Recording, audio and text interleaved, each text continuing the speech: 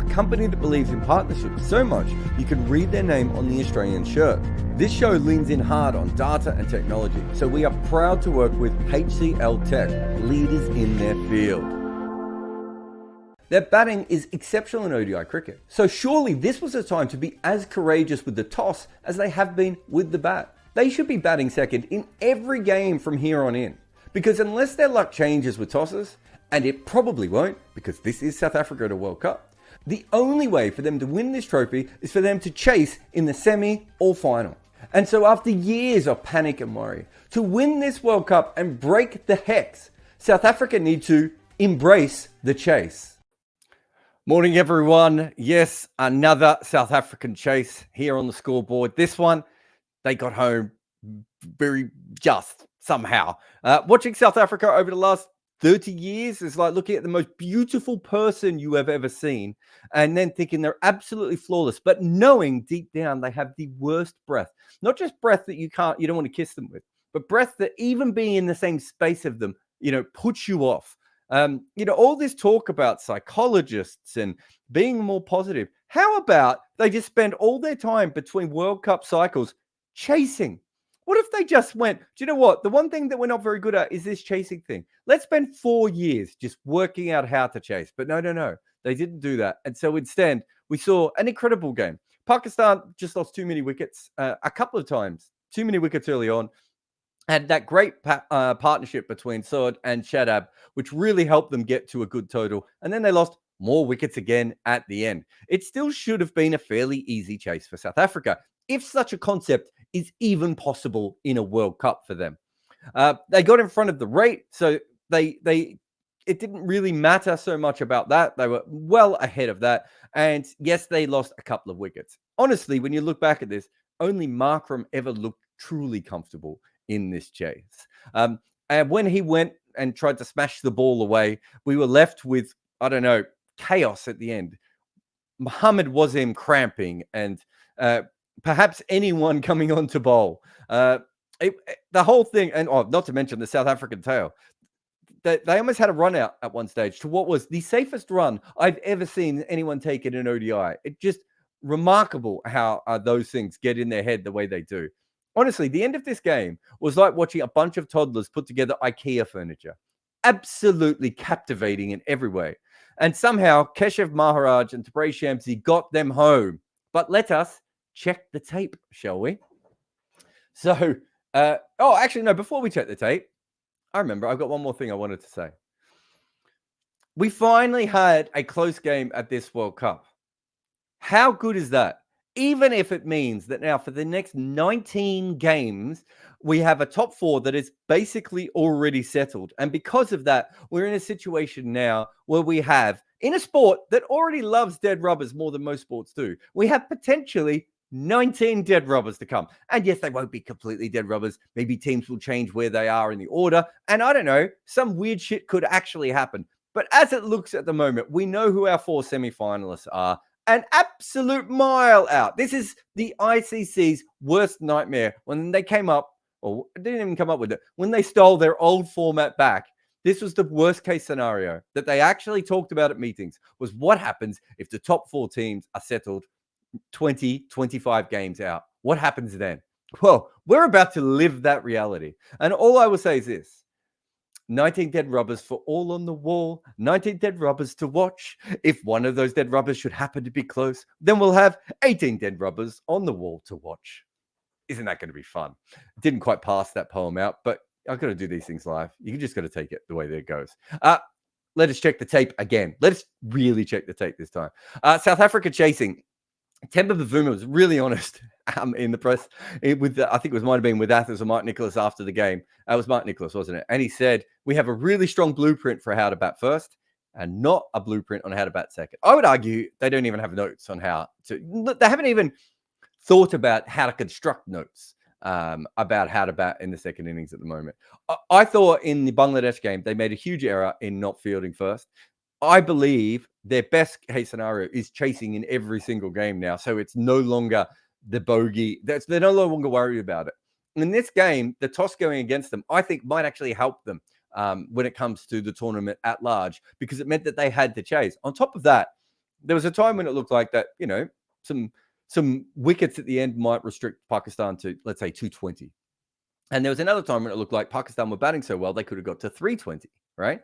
320, that's a tough chase. We haven't had many chases like that in the history of World Cups, right? It's harder to chase at World Cups. That is quite tough. Probably not what they wanted to chase. 220 is too small, though, because at 220, unless Haris Rauf has an absolute day out or Shaheen takes a lot of wickets at the top, Pakistan is always going to have a lot of trouble with taking enough wickets to put pressure on South Africa. 270. Ooh, that was the sweet spot. And I should say, my 220, 320 thing I came up with beforehand. So somehow they landed exactly in the middle of that. But it still meant that there was some pressure on them, but also that if things went really poorly, they could still maybe pull themselves over the line, which is, of course, exactly what they did. We talked about already how they got themselves in front of the rate. So all they had to do is worry about the wickets. The problem is that this particular team is not set up for wickets at all. I actually think this might be a team that is set up to chase everything in the 49th or 50th over, which is not how most teams want to chase. Because if they push too hard for the rate and they lose wickets, they don't really have a lot of batting left to come. And once Klaasen went out, that was about the time when I went, oh, this could get really messy, you know, quickly. Marco Jansen can certainly do a job.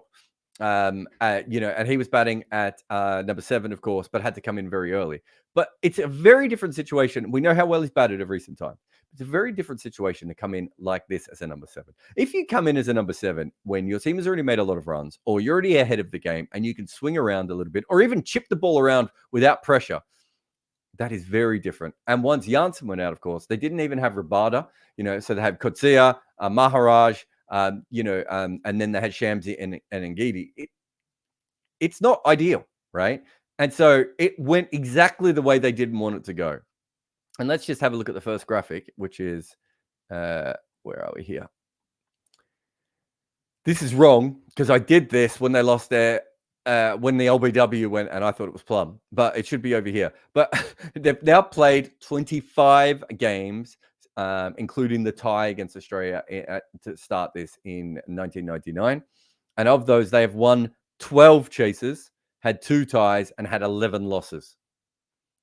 Right?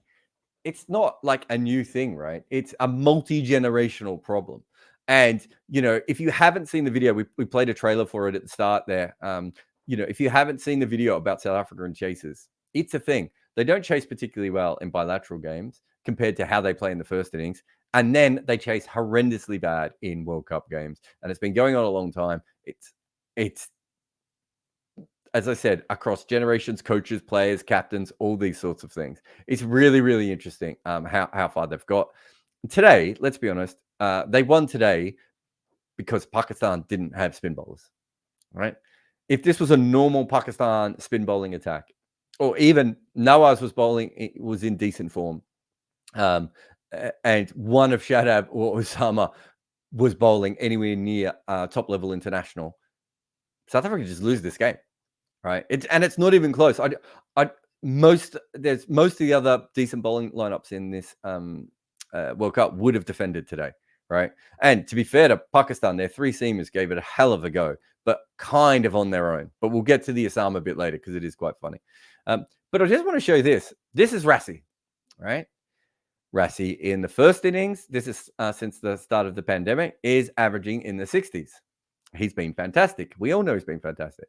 Let's have a look what he averages in the second innings. Oh, that's quite the drop, right? And you can see the strike rate again. He's up near run a ball in that first innings, and it all goes out. He doesn't actually average over 30 in that second innings at all. And this has been going on for quite some time, right? Like, we see this pattern with so many of their players. I thought it was interesting to see the way that Markram turned up. But again, I go back to what I said in the intro.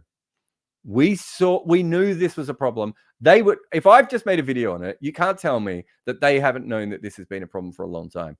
Because I made the video about it based on a bit of a hunch. I think we knew they weren't good chasers, but I didn't realize that the problem went into bilateral cricket. And I didn't realize the problem was so stark when you looked at the numbers of how much their batting specifically drops when they bat in the second innings in World Cups.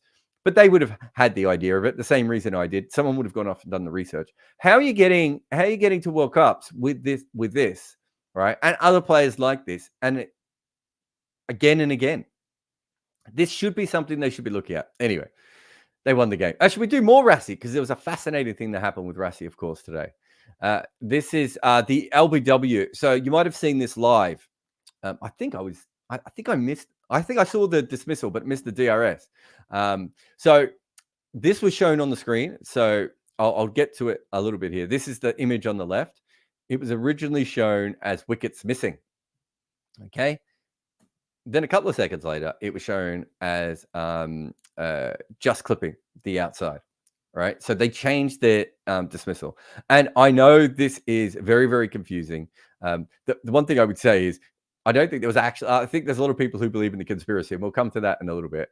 I think it's laughable that the ICC, which has done everything it can to cater to, India, especially for this tournament, is suddenly cheating decision for Pakistanis, but it would be hilarious if it happened. But also, I don't think there was enough time to actually make a call and say you need to change that decision. So the whole idea of the conspiracy kind of falls down quite quickly. But I'm going to take you down why I think this has actually happened. This is the comparison. And you'll see that the white lines are pretty much, even the shadows are exactly the same. But it does get a little bit whiffier around here, right? And I want to explain exactly what that is. But all the way through, and I've overlaid two images here. They're probably not supposed to be matched, but I was trying to get them through. So if it's not perfect, I apologize. But from the shadows, I think they look pretty spot on. What is unknown about Hawkeye, and me and Kartikeya did a podcast about this ages ago, which is one of the hardest things to work out is when the ball hits the pad. And there's a bunch of different reasons for this. The first is, I need pads here. The first is that pads crumple. So when a ball actually hits a pad, the pad goes in. And so that makes impact slightly harder to tell than it does, let's say, on a bat or anything else. The other thing that is hard is that we have multiple frame rates from certain angles, slow-mo cameras and everything. But when you're doing an LBW, quite often, the ball could hit the side of the pad, the back of the pad, or whatever. And the frame rate we have is actually not high enough to show everything. So it's when you see the runouts, it's a perfect example of it. The bat is here and the crease is here. And then the next one, the bat is here sometimes, right? And what happens again is those missing frame rates. So what the DRS manual component is, or the Hawkeye manual component, is often trying to work out exactly when the ball hits the pad. And all those little changes that they put on actually changes the predictive element, of course. And so, there's Anand's one. And I think what Cricket Anand is saying here, and it's basically, I was coming to the same way. I think he was just a step ahead of me. But the first impact of the ball on the pad, I think the Hawkeye operator put it slightly wrong and then was re-evaluating it to see. And this happens all the time. They quite often get that first impact wrong and they have to change it. They're going through every frame over and over again, trying to do it as quickly as possible, as we all know. And I think what happened in this particular case was it was broadcast. And that first image shouldn't be broadcast. So when they actually showed it later, they showed the correct one. The other interesting thing about all of this is that ICC don't usually admit to mistakes. I didn't even ask them this time. And I'll tell you why. The amount of times I've asked them about an error on the field and they go, we don't talk about umpiring decisions. And sometimes I'll say, well, this actually isn't an umpiring decision. This is, this might be interpretation of a law, or it might be a technical fault, or, it could be that that the wrong thing was shown to the umpire, and they still won't discuss it. Well, as Tennis has said here, that the ICC actually admitted that they put up the incomplete graphic to start up with.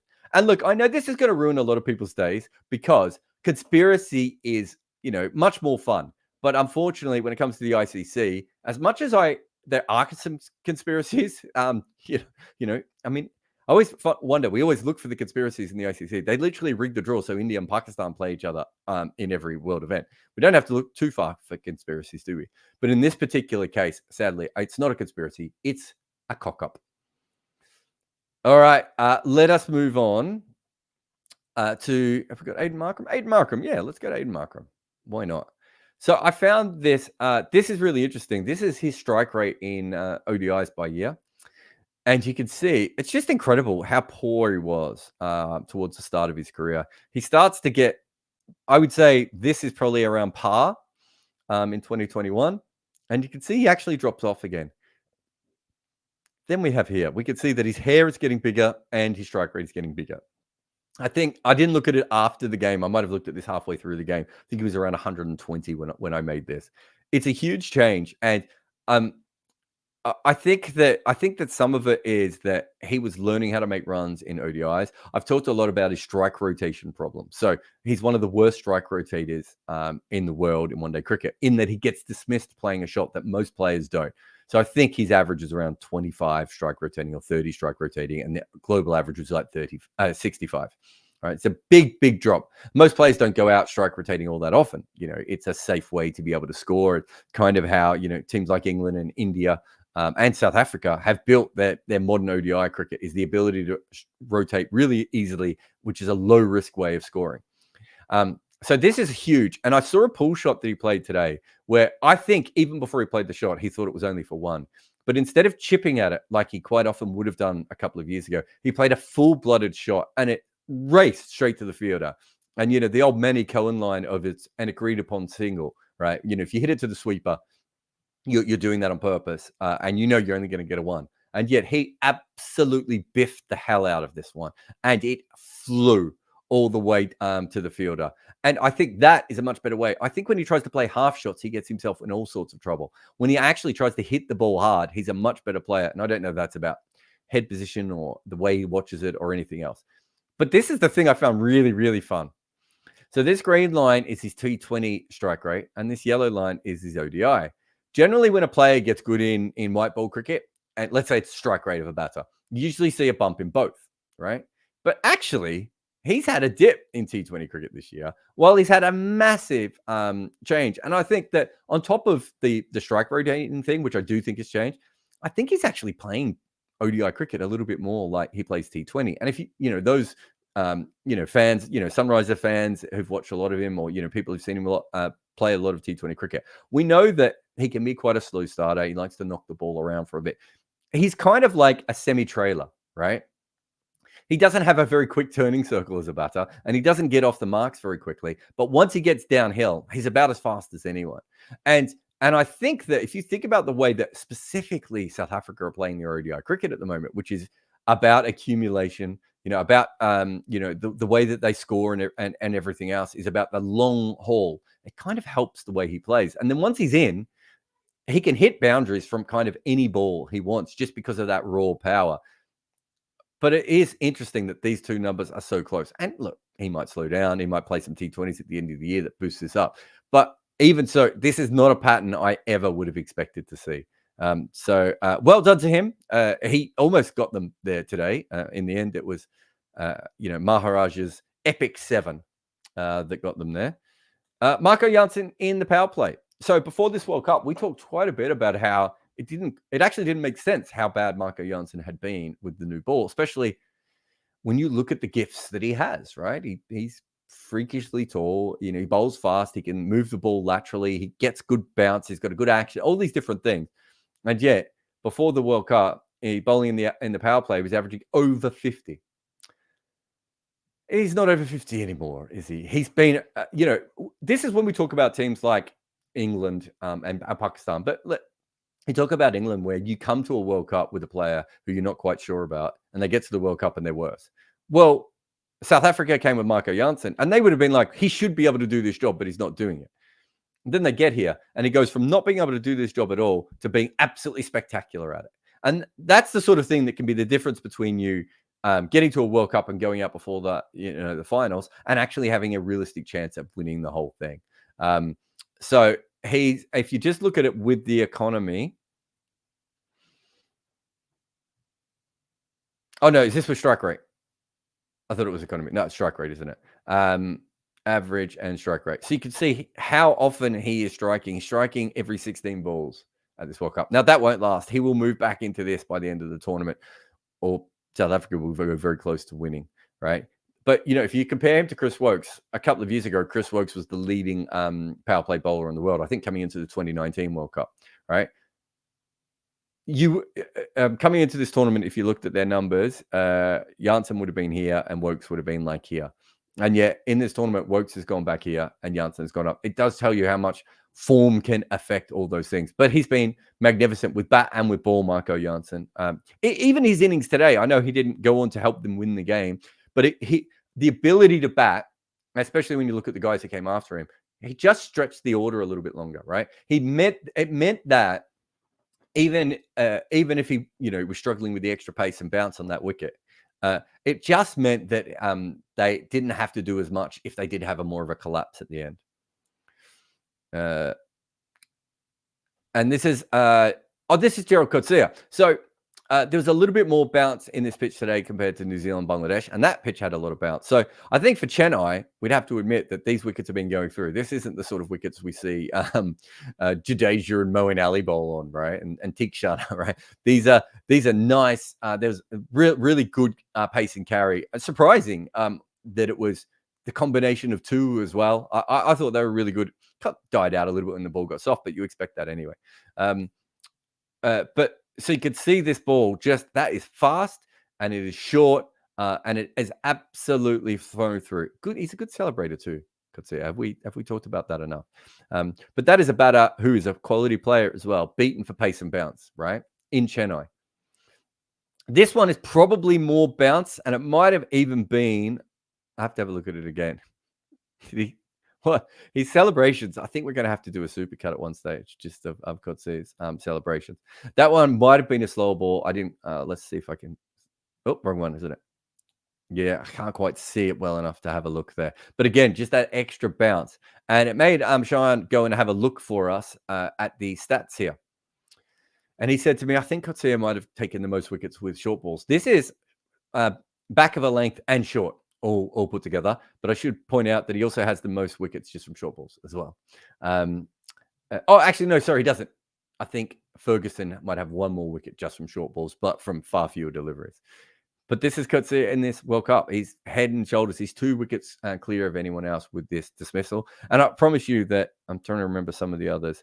Certainly Ferguson, and I think Shariful is another one. They've got way more deliveries of this length than Coetzee has. He's been incredibly successful all the way through at doing this. And I actually wonder if he hasn't actually underbowled the short ball at times, just because it's been so effective for him. But he's also, with his extra pace, he's probably, wanted to attack the stumps, and maybe he's been encouraged to attack the stumps.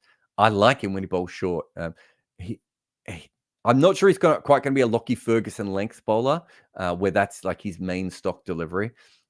But I would like to see him just maybe bowl one spell of short pitch bowling in every game, with the odd surprise one going through. And then we thought we'd have a look at Tabraiz Shamsi, who got it done with the bat today. I love that. I think he got off the mark with the ball where he was looking to the leg side, the ball went on the offside. I was a little bit disappointed he didn't take both of his shoes off when they got the winning runs and run around and take a phone call. But it was absolutely great because he had a good game with the ball. So it was quite fun for him to be out there at the end with the bat as well. This is the most wickets by spinners since the start of the 2019 World Cup.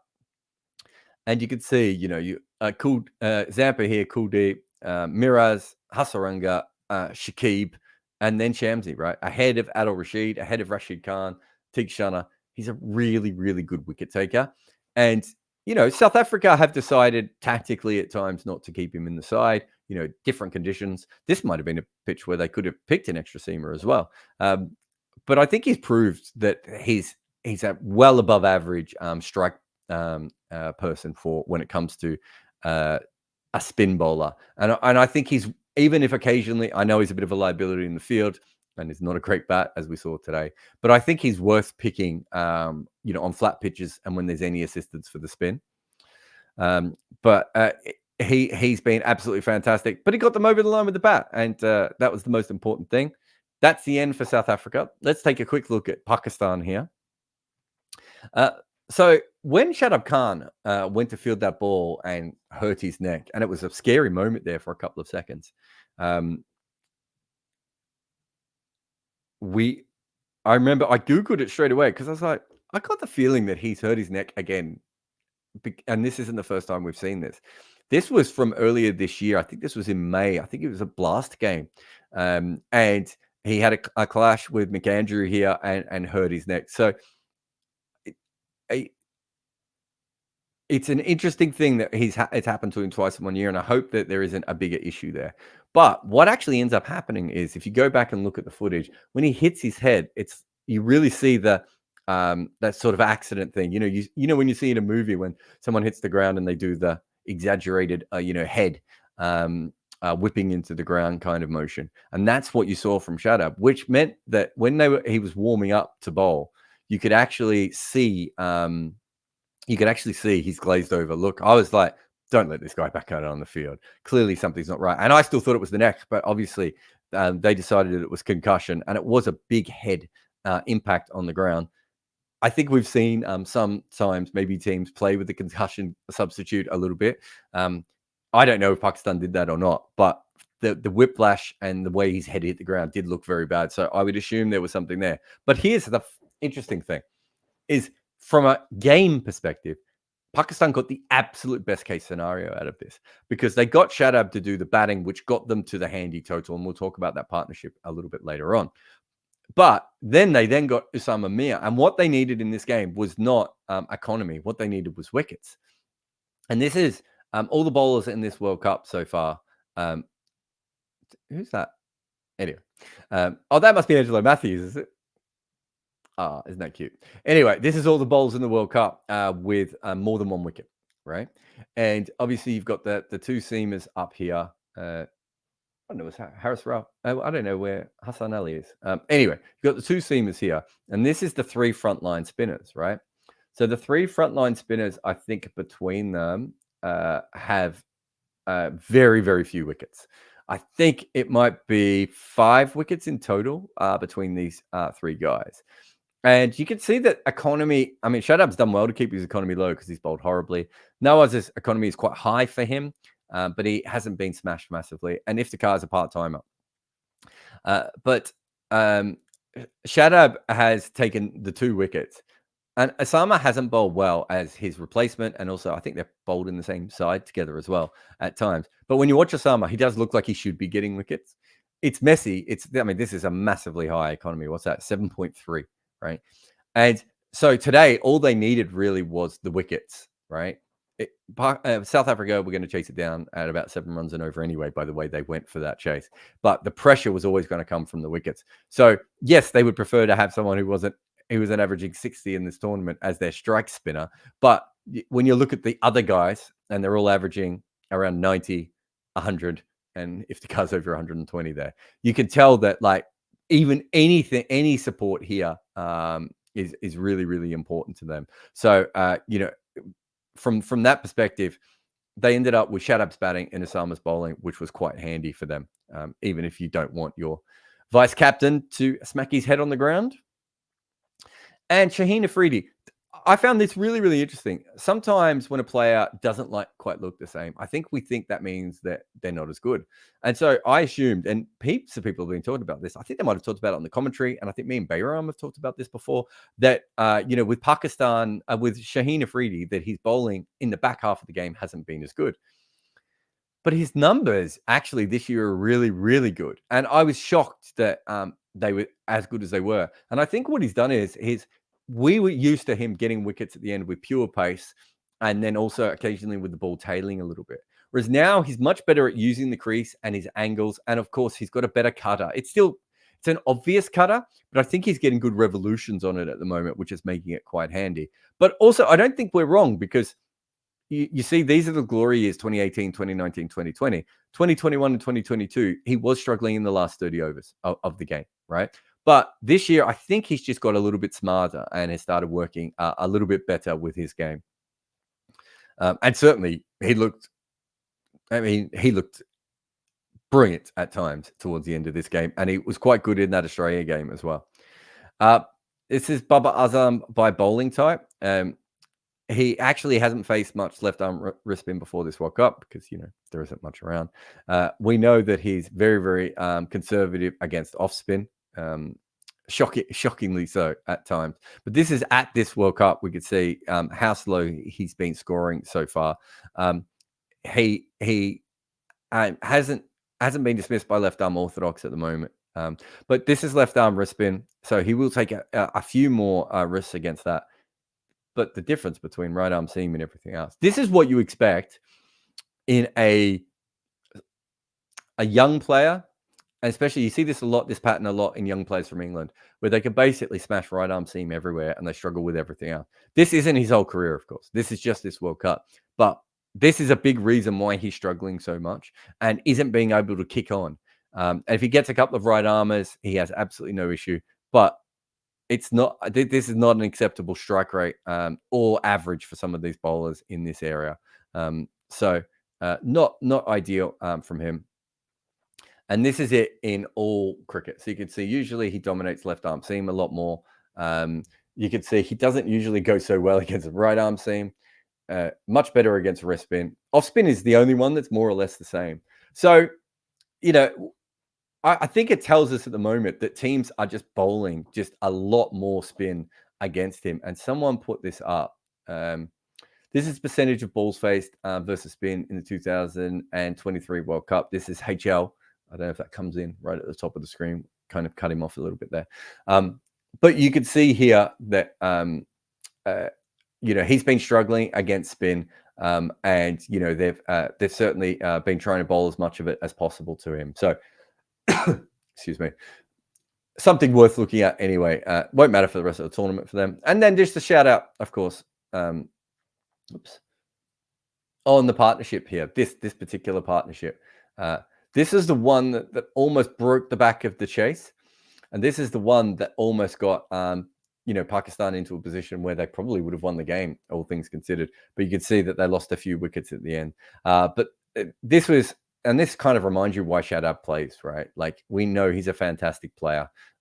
His bowling has been absolutely terrible. But, making 43 off 36 in this partnership, a more than a runnable partnership after they'd had these 2 ones here, gave them a chance of getting a really big score, and it didn't quite go ahead. So that's why you play Shadab. It's a real shame he's not bowling as well. Hopefully he doesn't have a huge headache after hitting his head as well. But that's the end of the scoreboard part of this show. We'll take a quick break and then we'll come back with comments. If you put a super chat in, I will definitely get to it. But thank you to everyone for supporting, liking, subscribing. We know this show went on late, but that's because this is the first time this tournament we actually had to rewrite it at the end because the game changed. Right? Every other game, we've been pretty sure what's going to happen. In the T20 World Cup, you could barely start to write some of those games up until the end. This is the first one where we had to go. So slightly different timings. We know we're a little bit later. The game went a little bit later as well. But we'll have a couple of quick ads here.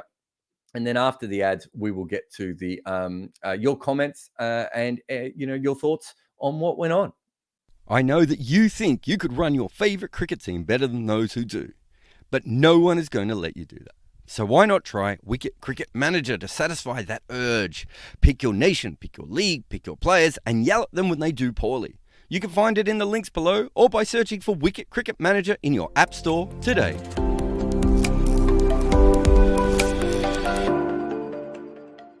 If you're enjoying these live chats, our main channel has even more World Cup videos looking at the greatest performances, the quirkiest stats, and the epic tales of World Cup cricket.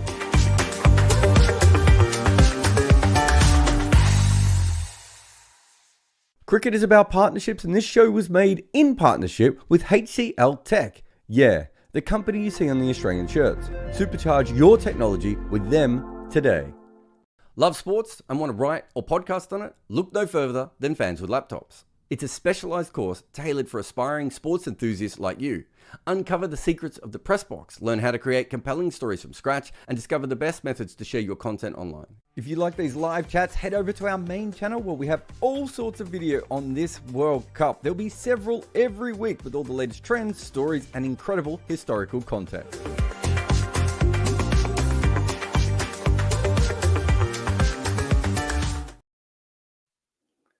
All right, welcome back. Let's get rid of the scoreboard. The scoreboard's done today, and let's get through your chats.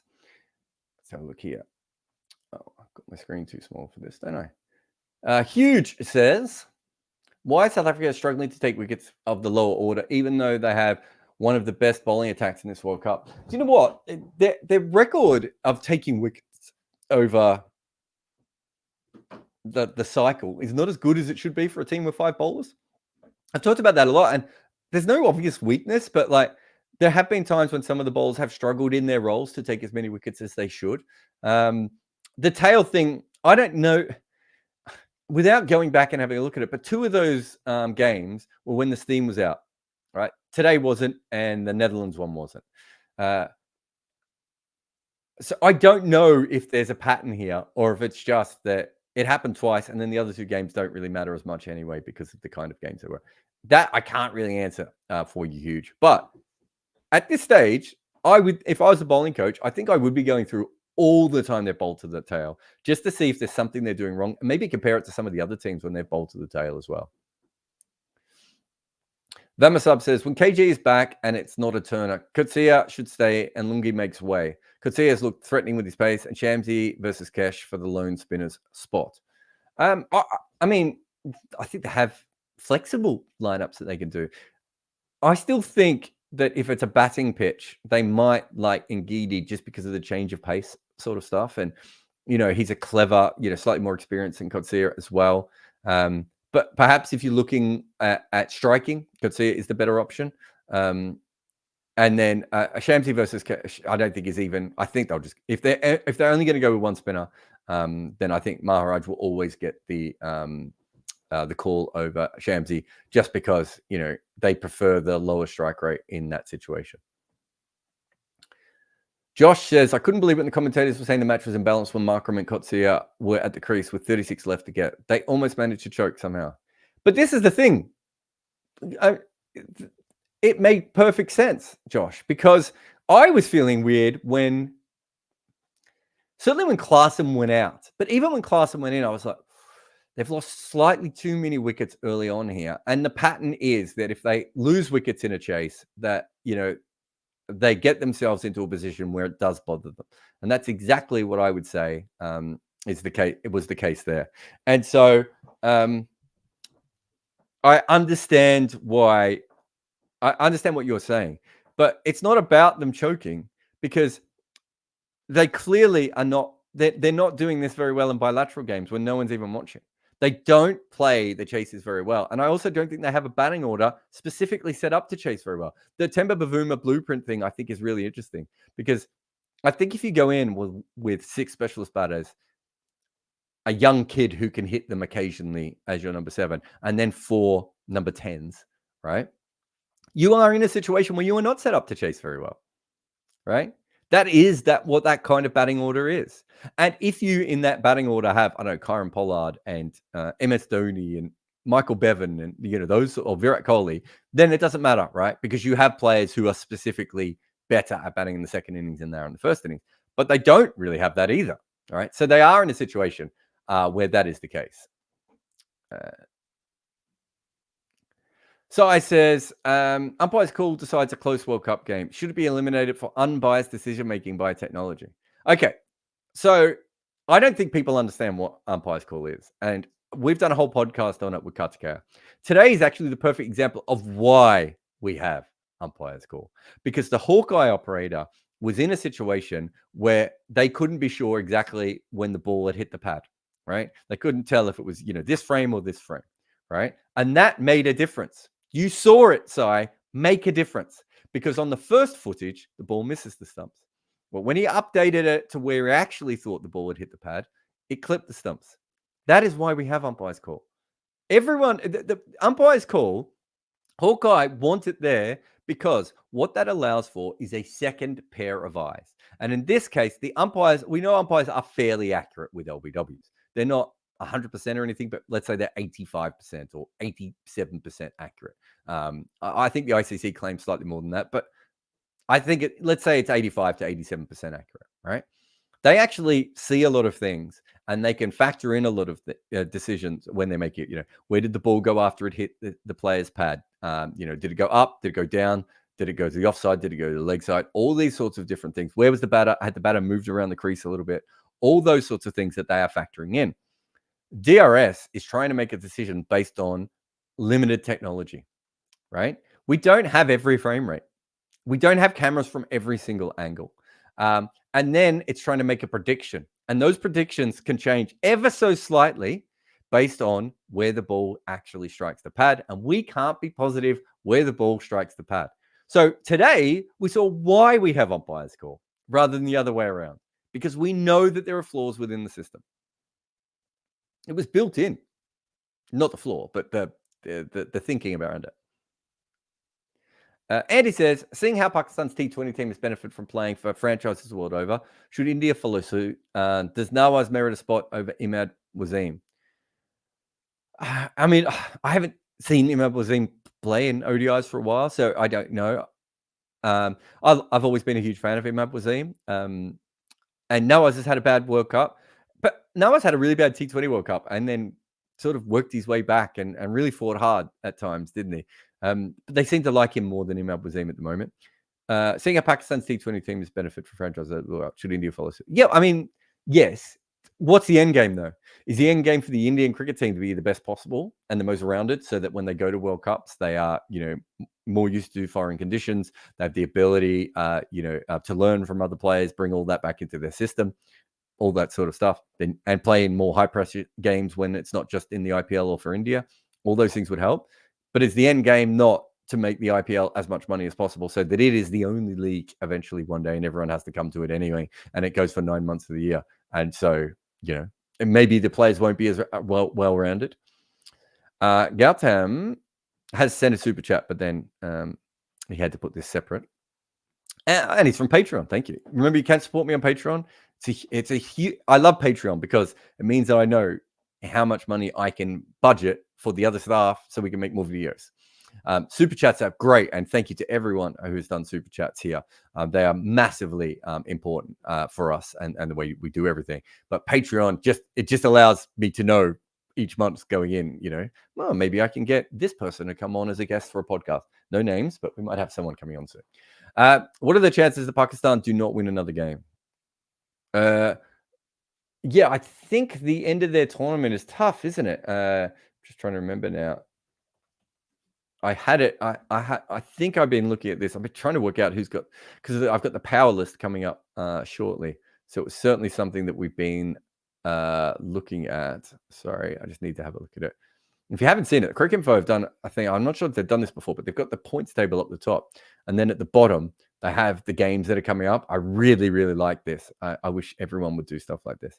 They've got Bangladesh, New Zealand, England. Yeah, I mean, I don't know how I feel about Bangladesh at the moment either, but definitely there's a huge chance there of Bangladesh being a success, of getting over the line against Pakistan. I think if I was a Bangladesh player at the moment, I'd probably be disappointed I lost to England so easily. But also, we beat, you'd be thinking as a team, we beat Afghanistan. And since then, we haven't played to the level that we should be playing. They should be trying to finish this tournament very, very strong. Prashant says, love your videos, Jared. Keep them coming. Wow. Thank you very much. That's a very generous super chat. Look, we love making them. I know that, my wife's got friends over at the moment and they're downstairs and I should be eating cheese with them and, mucking around with my kids. But I really love making these videos.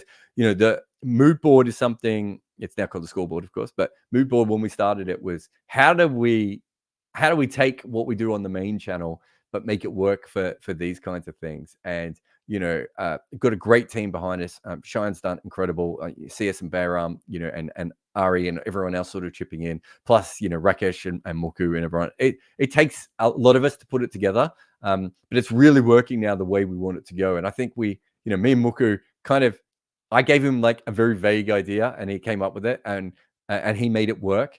And it's got better and better. And so now, the ability, what we'd like to do in the future is, if possible, turn them around as the game finishes. We haven't quite got to that point yet, Prashant, but we're getting there. So thank you very much for the support. And thank you to everyone for all the comments, as always. R says, if we compare the Afghan versus Pakistan and the Pakistan versus South Africa game, Afghanistan looked more composed than South Africa when they were chasing. Yeah, I would say, and you're 100% right, but I would say that Pakistan bowled a lot better today. Like their seam bowlers looked like they're at the sort of level that we want Pakistan seam bowling to be at. That was not the case against Afghanistan. And also just a different kind of pitch. I think that was a pitch where you probably needed your spinners to take over. This was a pitch where seam bowlers were, quite good. And so, You have to factor all that in. But yeah, if you're talking about the clarity of the chase, absolutely, there's no doubt there at all that there were light years apart, these two. Ajikia says Aiden Markram is directly responsible for making this into a match. He definitely is. This would have been the worst South African screw up had they lost. I don't know if it would have been the worst. Yeah, I definitely don't think it would have been worse. When I went through the chases, like you do see some of the chases, and you're just like, how did they not just accidentally make these runs? So the Clues the one, or way back in '99. There's a lot where they're chasing like 200, 210, when that wasn't a particularly hard chase, especially for a team of their quality, right? So yeah, look, it would have been bad. I know what you're saying. They need 24 of 10 overs, and Ajinkya, I'm with you. But their issue, because of the way their tail is, that is not how you have to look at that. That's why, I think with Josh's comment before, I think you guys are going, oh, they only needed this many runs. Yes, but you have to understand what they're working with at the end, right? This isn't a team with Cummins and Stark or Shardul, or I'm trying to think of some other, teams with even guys who can bat a little bit at the end. This is really, you get to the end, and if the and the pressure is on, if put it this way, the chase that they had, let's say they had to do it at a runner ball, I wouldn't have even given them a chance. Doesn't mean they wouldn't have done it, right? But I wouldn't have even given them a chance, because I just don't think that they would be able to score at a runner ball in that situation once they lost 6 wickets, maybe certainly 7 wickets. 6 wickets, I suppose you still got a batter out there, don't you? Oh my God, a million super chats have come in. Bandana says, we need teams, players, viewers to boycott the ICC. The bullshit decisions like this Cricket World Cup format suck. I'm tired of them not changing ODIs and giving such shitty highlights. Fans need a voice. They do. I don't know how we do this. I know in England cricket, they had maybe 1 or 2 fan type organizations that have tried to come in and do that. And the problem is that they then become quite political themselves. It was kind of, I think there was one that was about saving cricket, but it sort of became more about hating the 100 a little bit. So if you don't hate the 100, but you still have problems with the ECB decisions, kind of where do you go? We tried to do one around Death of a Gentleman, change cricket. We got a little bit of support, but I don't know, it was probably a couple of thousand people. I don't even know, actually. I didn't make the pages myself. But yes, I mean, you're right. What cricket needs more than anything is a global fan support and fan association. But we don't even have them in all the countries. And I think that is probably where it has to start. If I could be wrong. In the same way that the players union started in Australia and then spread out to countries, and then the global thing came on the back of that. But yeah, thank you for super chat. But I agree with you. I don't know if I don't think it will ever happen. I shouldn't say that. I think it will happen one day, just because of the way that sports are going. But I think we're a long way off. Reddit RCB channel says, should India rest Kuldeep against New Zealand or South Africa so not to expose him against opposition batters and preserve the surprise element? I don't know if he needs it anymore. Look, yes, maybe. You could be right. I definitely would have done this 4 years ago, where the element of surprise was a thing that he had. I think people have played him a little bit more now. But they're so far ahead in the fact that they haven't lost a game. Is it worth just not playing him and then just seeing how that goes? If you lose, though, they'll probably get slated. I think if I was an analyst, I would probably suggest this, but I would also say, court of public opinion, former players may not like it. We have to be unified to do this, would be what I would say. He may not want to do it either. Not that he would have the final say, but do you know what I mean? He might go, look, I'm in a really good rhythm. I just don't want to miss a game at the moment. Bandana again, batters and bowlers are overrated as fuck. Wicketkeepers and all-rounders are so much better. Fab 4 don't hold a candle to Shakib, Jadeja, Stokes, Dhoni, and Killy. Yeah, I mean, you talk about Stokes. Is he a plus all-rounder? I'm assuming you're talking about ODI cricket here. Dhoni and Gilly are massively important. Jadeja, outside of Asia, is he a 10 over automatic 10 overs a game bowler? Shakib, I definitely agree. Stokes, I think, bowls less than Jadeja, although he bats higher than Jadeja, so it is a little bit confusing. But yeah, that's why teams keep picking all-rounders that aren't very good as well, right? So it cuts both ways. I think everyone knows all-rounders are the best, right? But in picking all-rounders, you are weakening other parts of your game. The old England thing of having 8 bowling options and having batting till number 10 or number 11 is absolutely magnificent. But they probably at all times had better bowling options outside of the team, and so you then hope that Moeen Ali and Stokes and Roots and Livingston and am I missing any others that have probably played for them are good enough on their day to get you through, right? And quite often they're not, and that's why teams don't do it. There aren't many players like Stokes couldn't get picked in white ball cricket for his batting and his bowling. Jadeja, you might pick Jadeja as a number 7 just because of how he hits pace bowling. But the last couple of years, that slipped off a little bit. So he probably wouldn't still be in this side. So there aren't many players who are actually strong enough at both, right? Whereas Dhoni and Gilly is a little bit different. And it's a little bit different with wicketkeeping anyway, because every kid now has to wicketkeep at a certain age if they can bat. That seems to be the new rule, right? And I can tell you exactly why this happens. In the old days, if you were picking your best under 14 regional team, you would pick a wicketkeeper, and then you might have someone in the squad who you said was the backup wicketkeeper. So quite often what happens is now is they pick a regional team of all the best batters, and then they go, and sometimes I'll go, who here keeps?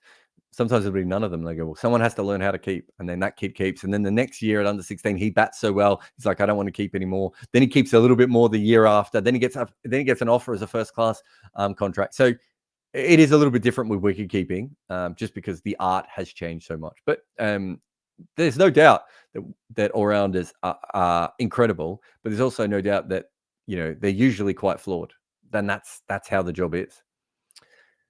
And Madhavendra says, do you think Australia has a high chance of winning the World Cup considering all other teams can choke easily? That's such a random way. They can all choke it. Well, Australia can choke easily. This is the thing about the whole choking narrative, right? It's a knockout game and conditions can go against you. So let's say for India at the moment, that's their best case scenario. The second scenario for India is that they stop trying to take wickets and score quicker than everyone else, and they go into that defensive mindset that we've seen too often. Those are not choking things. Those are tactical decisions that will happen to them, right? Then New Zealand. I don't think New Zealand's really a choking team. I mean, they went within a ball of winning the World Cup in 2019. They certainly didn't choke in that tournament. They've won another trophy since then. I don't really see how they're a choking tournament, but New Zealand could conceivably have 80 or 90 runs hit off their fifth bowler. Their batting isn't particularly deep. I'm not that top I like, maybe top 5 I like. Other than that, it's a little bit more. It's not as set in stone as perhaps you would want it to be. So there's that. They can also bat a little bit too slow at times, right? They sometimes just get in themselves. And if they don't take new ball wickets, and Santner can't keep taking wickets at this level, maybe he can, but most probably can't. They're going to have, they might struggle to take wickets in the middle. So there's plenty of reasons why they may lose. South Africa, obviously, plenty of reasons why they may lose as well, right? So with that in mind, of course, Australia can win the World Cup. But if you want me to go through Australia's problems, right? They don't have a fifth bowler. Maxwell's completely got away with it, except in the one game that he did. Was that against Pakistan? I can't remember who that game was against. When he got hit out of the attack. That's going to happen. Probably one of the 2 finals is a possibility that could happen again. Then you've got Stoinis bowling slow bouncers, or Mitchell Marsh or Cam Green, struggling with their white ball bowling. Them manipulating high quality spinners. So South Africa's spinners, Santner might be an issue for them as well. And then the India's spinners, that's going to be an issue for Australia. And so far, we've only really seen their top order bat very well, right? So yes, they have a chance of winning the tournament, but it's not about choking. It's like all these teams have flaws, and then you have individual pitch conditions. What happens at the toss? Dropping catches, right? Australia take that catch of Virat Kohli against India, and anything could happen. It's always more complicated than choking, right? There are situations when the pressure does get to you, but quite often it's when your weaknesses are exposed to begin with that those things happen. Please see South Africa today. Anyway, thank you so much to oh, wait, I got one more. Anirudh says, do you think the ICC could have made the top 4 more meaningful if it was just, oh my God, what's this? If you're first, you can pick out of who in the top 4 you want to face in semis and so on. Yeah, I've thought about this before. So we see this in the NBA playoffs sometimes, where teams will either try and win a couple of games to get the matchup they want, or will sometimes tank at the end of the season to get the matchup they want. It's always a bit of a weird one because in a one-off game, it probably doesn't make as much sense in cricket. If you wanted to make, I mean, the ICC could have made this tournament more meaningful in many different ways. I think the system that they play in the IPL is a much better system than what we have in this World Cup. You know, just if you finish first and second, especially in a round robin with this many games, I think you deserve to play off for the final and have a second chance. So I'd probably prefer that to your idea. Your idea is maybe more fun, but I think my idea is probably, well, not my idea.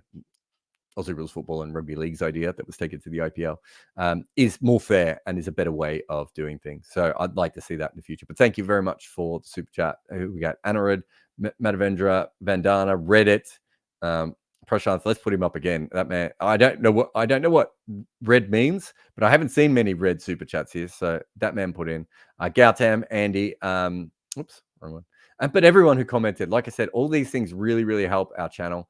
And you know, it's huge for us the way that you've all supported it during this World Cup. I think we've probably already had more views on this new channel than we had on the old channel during the T20 World Cup. And I know some of that is format and everything else, but and we've got a little bit better at making the shows probably in this time. But just so thankful to everyone. If you can share, please share. If you can support us in any way, please do. Like, subscribe, do all those things that everyone on YouTube always says. They're hugely important to all of us. But thank you to everyone, and we will see you again tomorrow. I know that you think you could run your favorite cricket team better than those who do, but no one is going to let you do that. So why not try Wicket Cricket Manager to satisfy that urge? Pick your nation, pick your league, pick your players, and yell at them when they do poorly. You can find it in the links below or by searching for Wicket Cricket Manager in your app store today.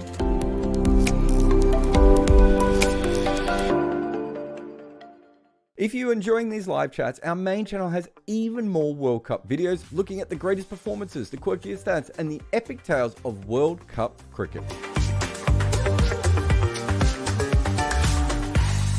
2011 was the year of the 12th sledging. And in 2019, they never even turned up after losing 2 of their early matches. It is possible that Richie Benaud put a hex on South Africa for showing up his silly rain rules back in 1992. It is also possible that there is something else going on with South Africa and World Cups. Like the fact that South Africa are a terrible chasing team at World Cups, and they always have been. And in every single moment I mentioned at the top of the show, South Africa were chasing.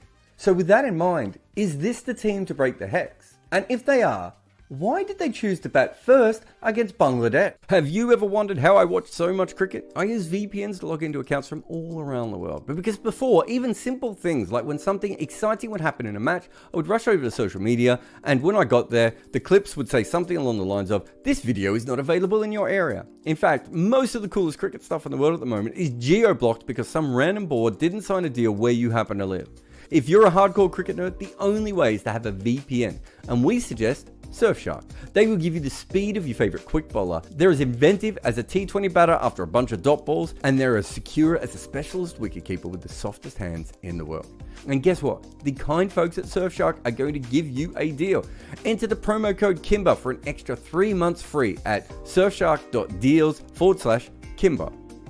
There are probably other things that Surfshark can help you with, like data and identity theft and traceability and intrusive advertising. But for us, it is our best weapon against the evil cricket geo-block.